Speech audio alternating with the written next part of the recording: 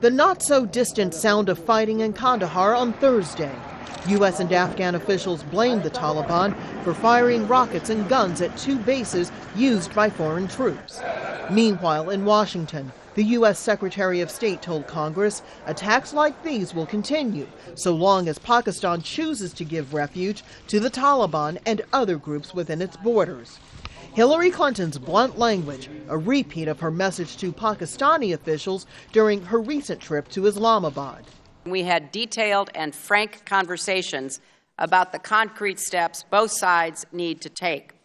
I explained that trying to distinguish between so-called good terrorists and bad terrorists is ultimately self-defeating and dangerous.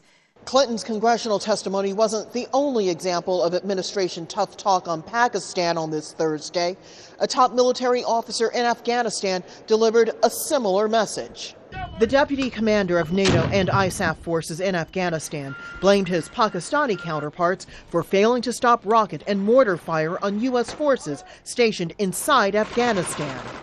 I think the collaboration is, at least in some cases, local collaboration with the insurgents, and we talked very bluntly with our Pakistan counterparts about this.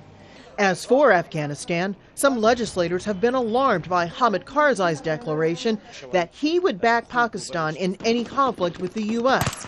On Monday, one senator called Karzai's remarks, quote, a slap in the face.